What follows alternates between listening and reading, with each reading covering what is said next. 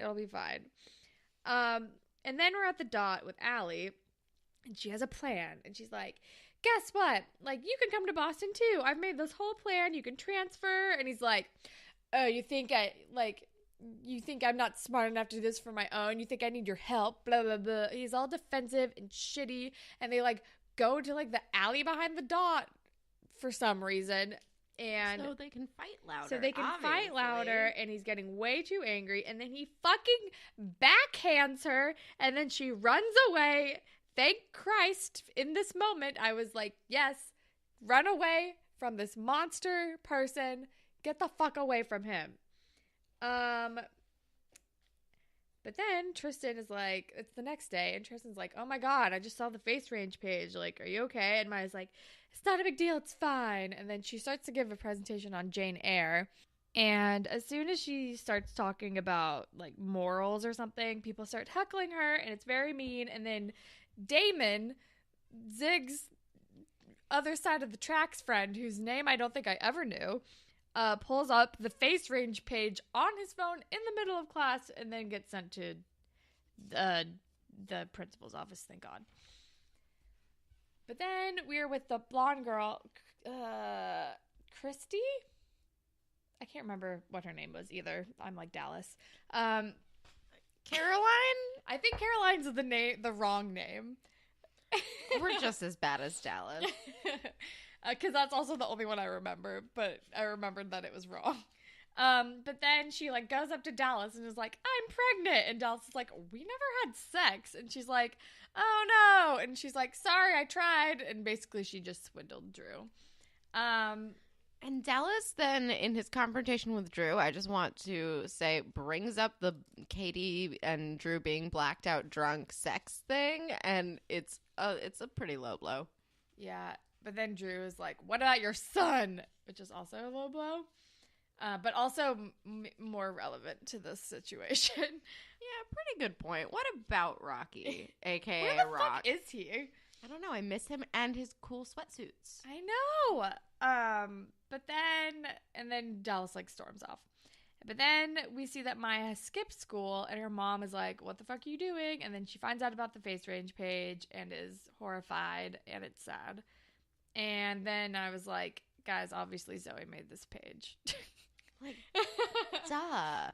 Also, this is not how this would go. It would go viral. She would be a fucking hit. She would be a hit. She has somebody from West Drive in her music video. Like, come on. Even if this dumbass page, like, popped up because of Zoe, because Zoe was going to make this happen anyway. It's like, no, the more important thing would be, like, you got to make out with this hot guy who's on our favorite TV show? Tell me all about it.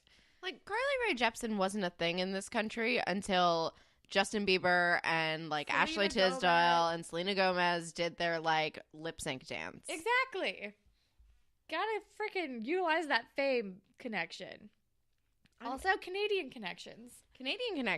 Also, I'm very susceptible to liking a song more if the music video is very good. True.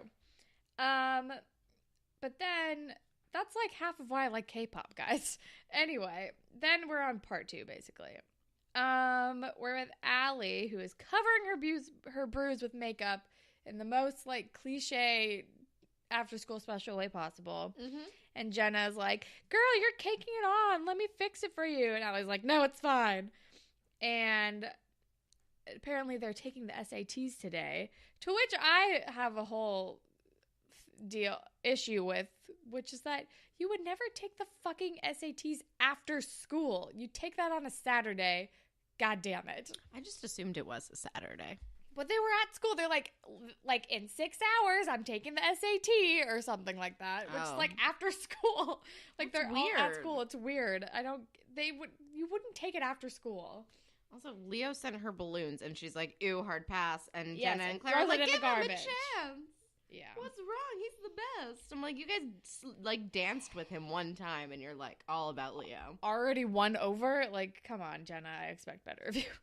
But then we're in the principal's office. Maya, I think, right? Maya and her mom, like, bring the issue of the face range page to Simpson, and he's like, well, this wasn't made on a school computer. There's only so much we can do, and it's a big bummer. And they're basically like, can you get rid of it? And he's like, no, because I can't control the internet. Yeah. A lot of not understanding how the internet works in this episode. And again, it's obviously Zoe. I just kept writing, it's fucking Zoe who made this thing. But then we are back with Drew, who has made Dallas an apology protein shake, only to find out that it looks like Dallas like fucking bounced. Oh, and then, sorry, no, I was just trying to catch up on my notes.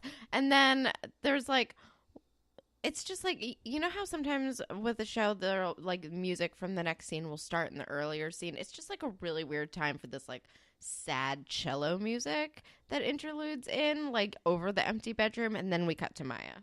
Well, she's playing the sad cello music. Well, yeah, I know, but the bedroom with the sad cello was odd. And then some blonde dude comes in and starts talking to Maya, and I immediately did not trust him, which was correct because then he starts fucking groping her, and then Miles swoops in and punches the guy in the face, and then he apologizes, and they start talking about double standards, and yeah, because he's like, I have like so much more of a history than you do. Like I should have a page, and she was like, she says you're a guy, like yeah. You'd be thought of as a hero, basically. Yeah, she's like, you'd never get a page, you'd get a statue. Right. Which is a bummer, but true. And then we're with Alli and Claire, who are studying SAT vocab words, and I was getting more flashbacks because I was like, capricious, that was one of my flashcards when I was studying the SATs. I really love that you had flashcards. Well, it was at least one of the words I learned. I've definitely had a flashcard with that word on it before.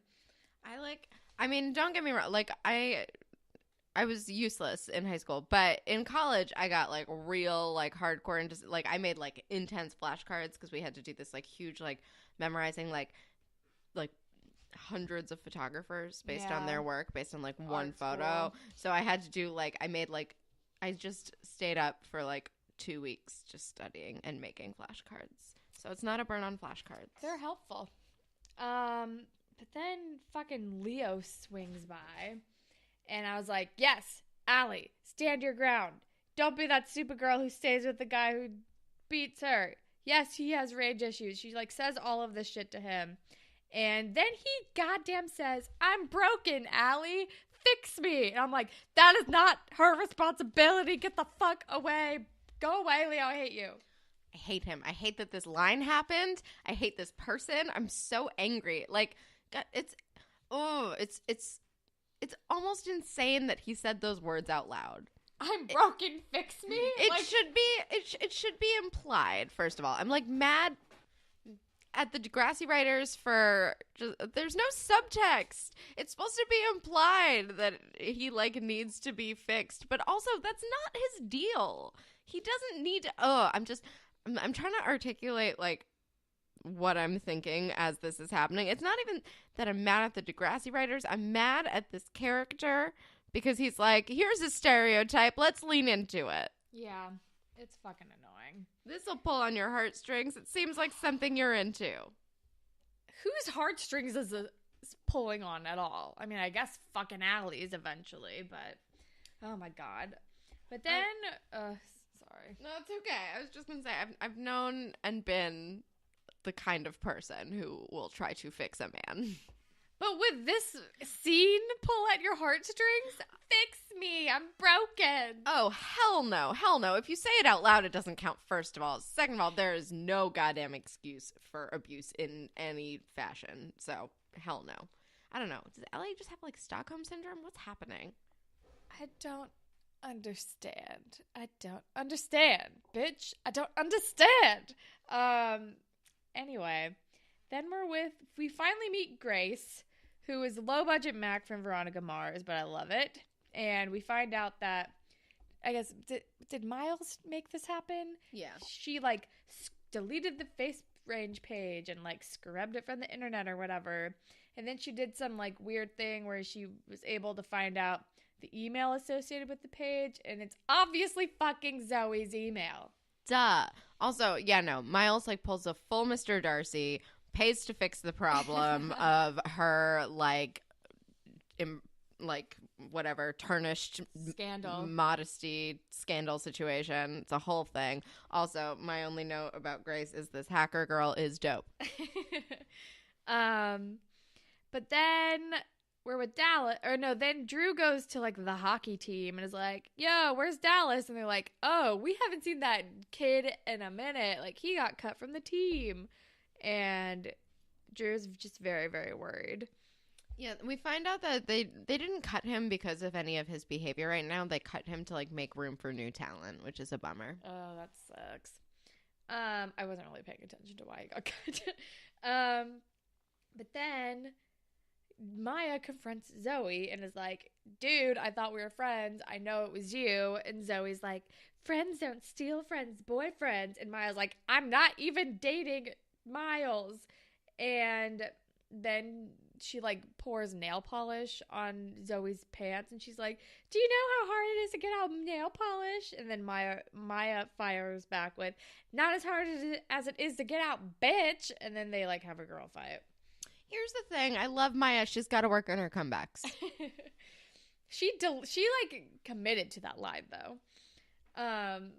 And then like the next scene, Simpson is just so over this bullshit and is like, it's basically, he's just like 2 weeks detention. And like, that's the whole scene. He's like, Are you fucking kidding me? What are you doing? But then he finds out that Zoe made the page, but she puts on this whole like Right. act. And Maya says, and this is where she thanks the Academy.